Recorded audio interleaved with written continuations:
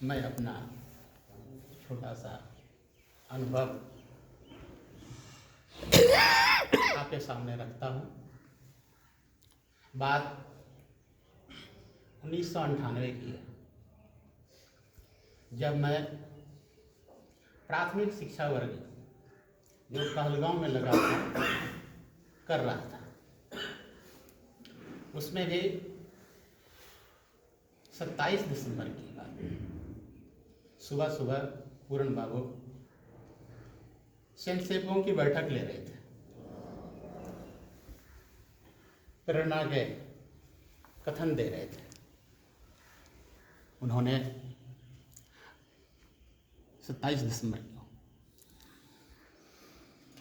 बता रहे थे कि स्वयंसेवक कैसा होना चाहिए। कहानी बताए कि महाराणा के साथ चेतक घोड़ा था। कहा चेतक को उसने ऐसे ही नहीं मान लिया, कैसे ही नहीं अपने साथ रखा। बताए कि एक भील 2 घोड़े को लेकर के आता महाराणा प्रताप के सामने। आपकी देखिए ये बड़ा ही बलिष्ठ आज्ञाकारी घोड़ा है। तो महाराणा ने कहा कि परीक्षण करवा दो। तो भील ने कहा ठीक है, करवा देता हूँ। कहा मेरा एक घोड़ा है चेतक, दूसरा है नाटक। कहा हम नाटक को बांध देते हैं। कहा ठीक है। कहा 4 खंभा गाड़ दिया और चारों पैर उस घोड़े को का बांध दिया जंजीर से। महाराणा ने कहा कि चलो इस घोड़े को दौड़ाओ। कहा ठीक, दौड़ाता हूं। नाटक का चारों पैर बंधा हुआ था जंजीर से। भील चढ़ा, कहा हाँक लगाओ। हाँक लगाया, घोड़ा उड़ा, दौड़ा, दौड़ते दौड़ते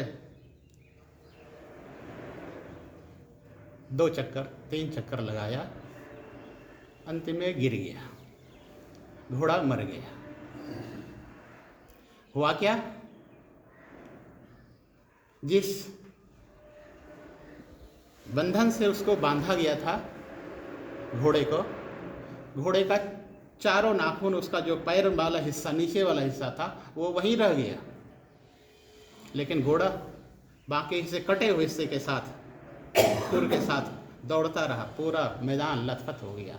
घोड़ा अचेत होकर गिर गया, अपने स्वामी की बात मानते रहा।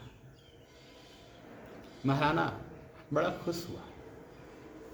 इसलिए कविता में कई बार लिखता है कि महाराणा के पुतले फिर नहीं, चेतक मुड़ जाता था। तो पूरन बाबू बता रहे थे इस कहानी के माध्यम से कि स्वयंसेवक को होना कैसा चाहिए, आचार्य को होना कैसे चाहिए। हर बात उसके उच्च अधिकारी कहेंगे तभी आप करेंगे क्या? आपको परिस्थिति देखनी होगी। कहने का अवसर नहीं मिले, हमको वो काम कर लेना था। आज भी इसी की आवश्यकता है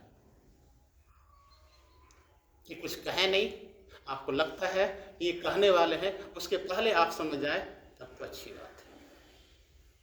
यही प्रेरणा हमको उत्तरोत्तर काम करने के लिए प्रेरित करते रहता है। धन्यवाद।